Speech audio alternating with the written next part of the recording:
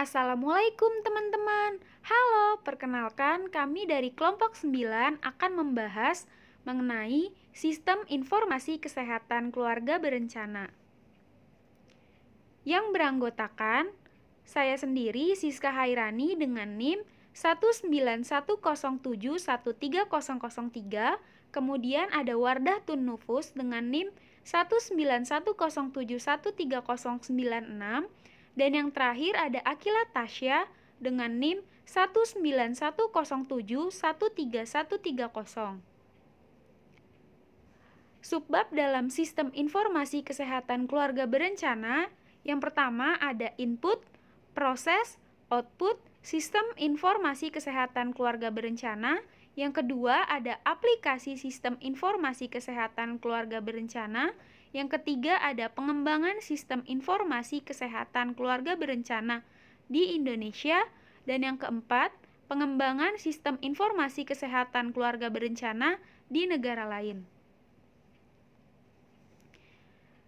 Subbab pertama, input, proses, output, sistem informasi kesehatan keluarga berencana.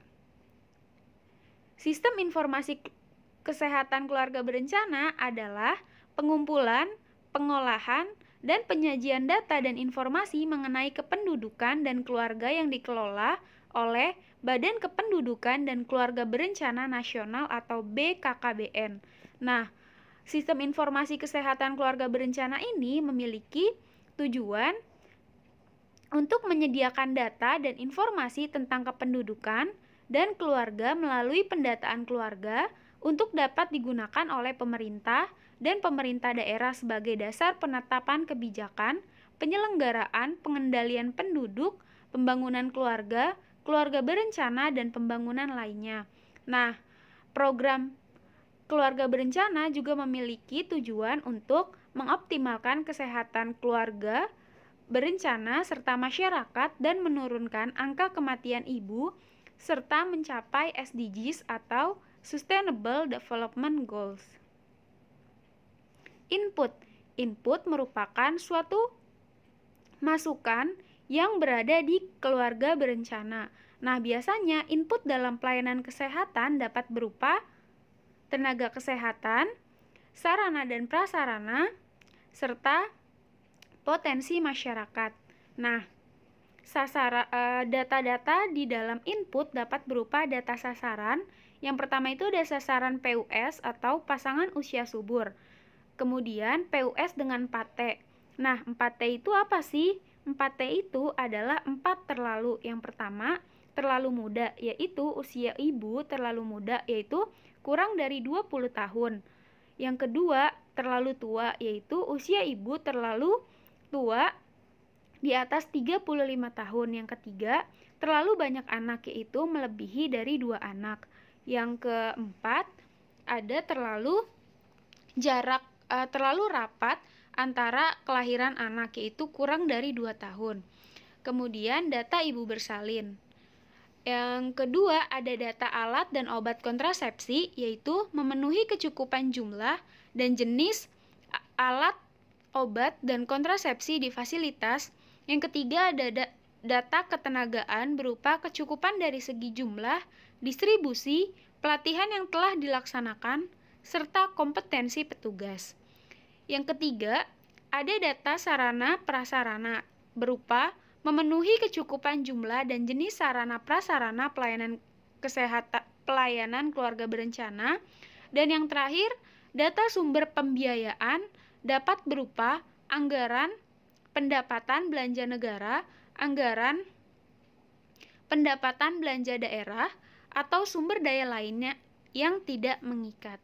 Selanjutnya, proses. Proses merupakan kegiatan untuk mengubah input atau masukan menjadi hasil yang ingin dicapai. Biasanya, proses dalam pelayanan kesehatan dapat berupa kegiatan pelayanan kesehatan. Jika untuk keluarga berencana, yaitu proses sistem informasi kesehatan keluarga berencana mengacu atau membandingkan kesesuaian pelaksanaan dengan standar, yaitu dapat menggunakan instrumen kajian mandiri, penyediaan fasilitatif, dan audit medik pelayanan KB seperti Yang pertama ada pemrosesan alat, yang kedua ada pelayanan konseling, yang ketiga merupakan alur pelayanan berikut adalah alur pelayanan keluarga berencana. Yang pertama, peserta akan datang, kemudian melakukan pendaftaran, kemudian melakukan konseling dengan bidan atau dokter. Nah, di sini bidan atau dokter memiliki peran sebagai ABPK atau alat bantu pengambil keputusan. Nah, bidan atau dokter memiliki fungsi untuk memberikan informasi secara akurat dan detail mengenai keluarga berencana dan metode kontrasepsi. Apabila peserta memiliki kontraindikasi terhadap metode kontrasepsi, maka akan diberikan rujukan. Dan apabila peserta setuju dengan metode yang disarankan, maka akan diberikan informed consent. Dan apabila tidak setuju, maka dokter akan menyarankan untuk melakukan konsultasi atau konseling ulang. Dan apabila telah mendaftar atau telah mengisi informed consent, maka dilakukan pelayanan keluarga berencana, kemudian diadakannya pemantauan medis dan pemberian nasihat pasca tindakan. Nah, hasil pelayanan keluarga berencana di puskesmas tadi dan jaringannya dicatat dengan menggunakan format pencatatan dan pelaporan pelayanan keluarga berencana, yaitu yang pertama ada registrasi kohort keluarga berencana, yaitu biasanya di dalam kohort keluarga berencana berisi data hasil tindakan, efek samping, metode yang ingin diganti. Yang kedua ada registrasi pelayanan keluarga berencana, registrasi alat obat kontrasepsi. Yang ketiga, maksudnya yang keempat, yaitu pendataan pasangan usia subur, serta yang terakhir adalah buku kesehatan ibu dan anak. Selanjutnya, dari proses yaitu ada pengumpulan dan pencatatan dan pelaporan data. Nah, pengumpulan dapat dilakukan melalui beberapa cara, yaitu pencatatan dan pelaporan rutin, penyediaan fasilitatif, kajian mandiri, audit medik, pelayanan keluarga berencana, pengamatan di lapangan atau observasi, wawancara dengan pengelola program keluarga berencana, dan yang terakhir ada survei cepat, wawancara dengan klien. Nah, pencatatan harus dilakukan mulai dari saat alat obat dan kontrasepsi diterima sampai dengan keluar dengan menggunakan buku barang masuk atau BBM atau buku barang keluar atau BBK, kartu persediaan barang, kartu barang, SPMB dan SBBK. Nah, teman-teman bisa ngelihat di sampingnya lagi yaitu ada alur pencatatan dan pelaporan pelayanan KB, yaitu laporan akan diterima, laporan yang berasal dari rumah sakit akan melalui SIRS atau Sistem Informasi Rumah Sakit. Kemudian akan dilanjutkan ke Ditjen Bina Upaya Pelayanan Kesehatan, kemudian ke Kementerian Kesehatan Informasi dan Program, kemudian ditembuskan ke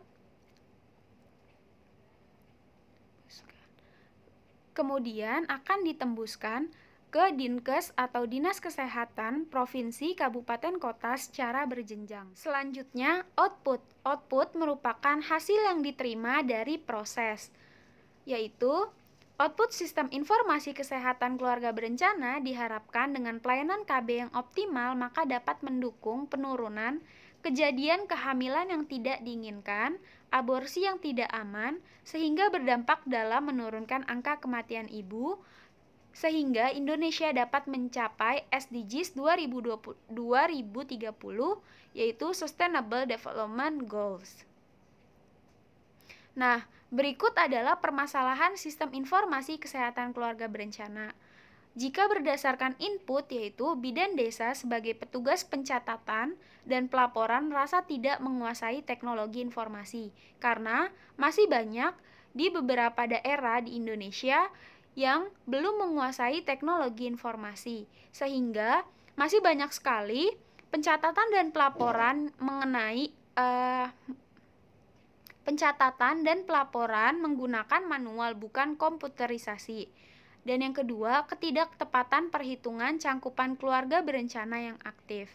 Jika berdasarkan proses, yaitu yang pertama, pemindahan format buku register kohort KB dari bentuk hard copy ke dalam soft copy menyebabkan proses pembuat laporan tidak berjalan secara otomatis, sehingga akan timbul ketidaktepatan perhitungan cangkupan keluarga berencana. Terus yang kedua, yaitu petugas juga merasa terlalu banyak data atau kolom yang harus diisi. Dan yang terakhir, output kurang memenuhi indikator keluarga berencana dan informasi yang diberikan belum sepenuhnya diterima di masyarakat. Selanjutnya, mengenai materi aplikasi SIK-KB. Menurut Peraturan Pemerintah Republik Indonesia Nomor 87 Tahun 2014 tentang Perkembangan Kependudukan dan Pembangunan Keluarga, Keluarga Berencana dan Sistem Informasi Keluarga, Sistem Informasi Keluarga adalah perangkat tatanan yang meliputi data, informasi, indikator, prosedur, perangkat, teknologi, dan sumber daya manusia yang saling berkaitan dan dikelola secara terpadu untuk mengarahkan tindakan atau keputusan yang berguna dalam mendukung pembangunan keluarga. Pendataan keluarga adalah tata cara pengumpulan, pengolahan, penyajian, dan pemanfaatan data demografi, data keluarga berencana, data keluarga sejahtera, dan data anggota keluarga yang dilakukan oleh pemerintah daerah bersama masyarakat. Berikut merupakan halaman utama dari website aplikasi BKKBN yang mencakup aplikasi yang dikembangkan oleh BKKBN. Pencatatan dan pelaporan program kependudukan dan keluarga adalah tata cara pencatatan dan pelaporan program pengendalian penduduk dan keluarga berencana. Data dan informasi keluarga adalah data dan informasi hasil pengumpulan, pengolahan, dan penyajian serta penyebarluasan data berdasarkan pendataan keluarga. Selanjutnya ada mutasi data keluarga atau MDK. Dalam penyelenggaraan e-government tersebut, salah satu yang dikelola adalah Sistem Informasi Kependudukan dan Keluarga atau SIDUGA yang dikembangkan sejak tahun 2001. Kelanjutan dari kegiatan tersebut adalah melakukan pemuktahiran data yang dilakukan setiap 1 tahun sekali. Oleh karena itu, perlu didukung suatu mekanisme pemuktahiran melalui formulir pemuktahiran data keluarga atau MDK. Sebagai acuan, dalam melakukan pemuktahiran data keluarga telah dikembangkan program aplikasi mutasi data keluarga atau MDK berbasis web yang dikembangkan sejak tahun 2010. Berikut halaman utama dari website aplikasi BKKBN MDK. Landasan hukum penyediaan data dan informasi program KKBK didasari UU Nomor 53 Tahun 2009, Pasal 49 dan Pasal 50 tentang penyelenggaraan dan pengembangan sistem informasi kependudukan dan keluarga atau SIDUGA. Dalam Undang-Undang Nomor 52 Tahun 2009 tentang perkembangan kependudukan dan pembangunan keluarga, UU ini mengamanatkan bahwa pemerintah dan pemerintah daerah wajib mengumpulkan, mengolah, menyajikan data informasi mengenai kependudukan dan keluarga. Dalam upaya melakukan pengendalian program KKBK sejak awal keberadaannya, BKKBN selalu mengedepankan pencatatan dan pelaporan. Menurut catatan Jurnal Keluarga, BKKBN terus melakukan inovasi dan kreativitas dalam menyampaikan dan melaksanakan program KKBK. Sistem informasi perkembangan program KB model formulir terbaru merupakan pelaporan berbasis IT yang sangat diperlukan oleh BKKBN dan mitra kerja. Dalam SIGA, pelaporan yang digunakan bisa lebih berkualitas dan transparan serta akuntabel. Sistem ini akan menggantikan sistem yang saat ini dipakai. Sistem saat ini belum saling terintegrasi. Selanjutnya ada SIGA atau Sistem Data Gender dan Anak. Dalam SIGA tercakup data kelahiran, kematian, kesertaan ber-KB, penggunaan alat kontrasepsi, dan data keluarga lainnya. SIGA ini akan menjadi acuan pemerintah karena data yang dihasilkan bersifat detail per kepala keluarga. Aplikasi SIGA kelak dapat diakses secara online, offline maupun mobile, sehingga memberikan kemudahan bagi pengelolaan data dan informasi di seluruh tingkatan wilayah dalam hal pengelolaan sistem pencatatan dan pelaporan. Berikut gambaran halaman utama dari website SIGA BKKBN. Nah, teman-teman, di sini aku akan melanjutkan pembahasan selanjutnya, yaitu pengembangan sistem informasi kesehatan keluarga berencana di Indonesia. Nah, bagaimana sih pengembangan sistem informasi keluarga berencana di Indonesia? Nah, jadi di Indonesia itu sistem informasi KB-nya itu seperti PWS atau pemantauan wilayah setempat. Nah, sistem tersebut baru aja nih dikembangkan, yang dimana dengan komponennya itu masih belum sepenuhnya dikerjakan secara komputerisasi karena masih belum ada pelatihan khusus untuk para petugasnya. Nah, terus akibatnya apa sih? Nah, akibatnya itu responden tuh harus membuat grafik PWS-KB secara manual, yang dimana itu sangat tidak efektif dan rawan terjadinya kesalahan perhitungan. Nah, sistem informasi KB yang baru dikembangkan ini menambah beban petugas di lapangan. Dan sekarang tuh Kementerian Kesehatan Republik Indonesia itu mengembangkan sistem informasi KB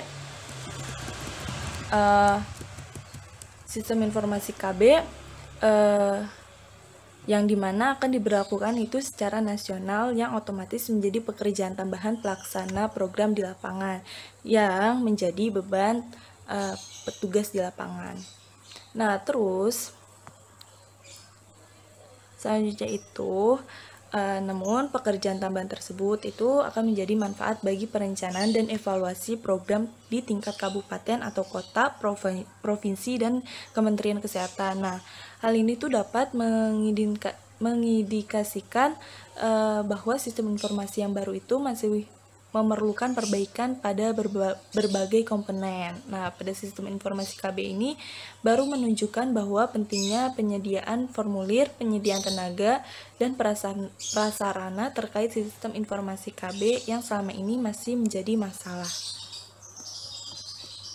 Nah, selanjutnya itu aku akan membahas pengembangan sistem informasi kesehatan keluarga berencana di negara lain. Nah, di sini aku ngambil di Vietnam. Jadi pada tahun 1989 itu data statistik di Vietnam itu menunjukkan kalau perempuan rata-rata itu melahirkan 4 anak. Nah, pada awal tahun 1990, pemerintah di Hanoi itu menerapkan konsep baru dalam politik kependudukannya. Nah, lalu pada tahun 1993, pemerintah itu mengumumkan program nyata keluarga berencana, yang dimana tujuannya itu untuk menekankan jumlah kelahiran anak dan promosi alat kontrasepsi modern besar-besaran.